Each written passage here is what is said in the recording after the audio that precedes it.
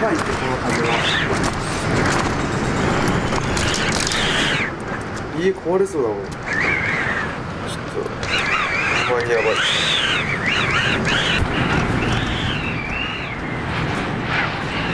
こんにちは。今ちょっと風がうるさくて起きたんですけど、毎年ねこの時期になると春一番が吹くんですよ。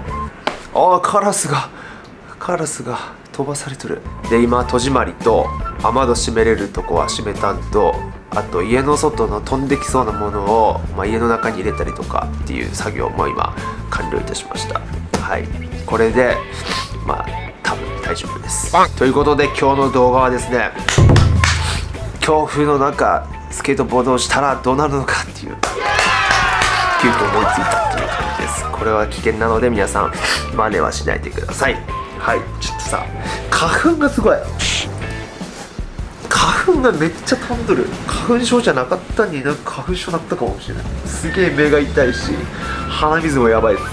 で一説によると風がこう吸い取って、でこっちに向かってスケートボードで漕いで技をすると、例えばオーリーするとこうビタビタなオーリーになるっていう風に聞いたことがあるので、今日はそれを実際にどうなるのかっていうのをやっていきたいと思います。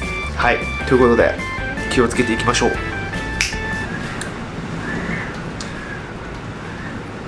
ばいね風。たこ揚げして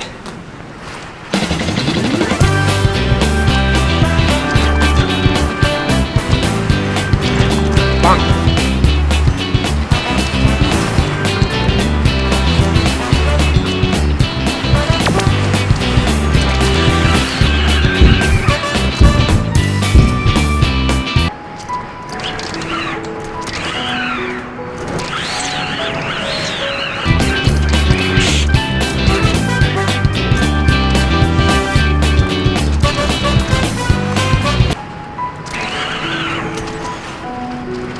バン。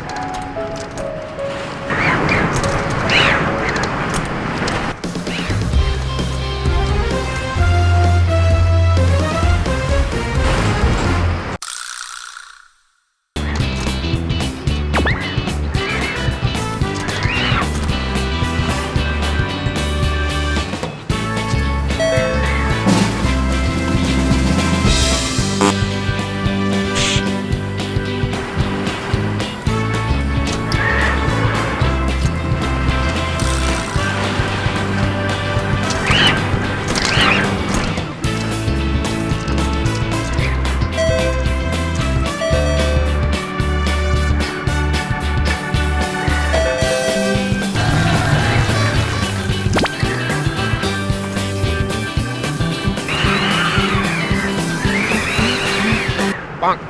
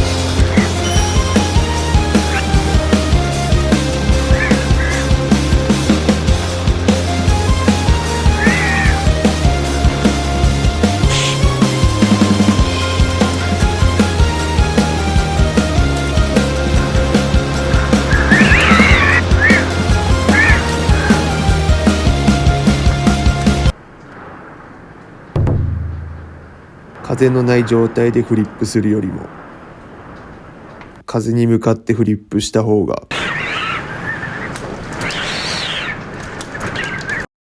本当にビタビタになる。実質ですよ。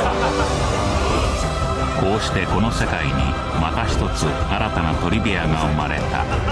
だが腕の癖は変わらない。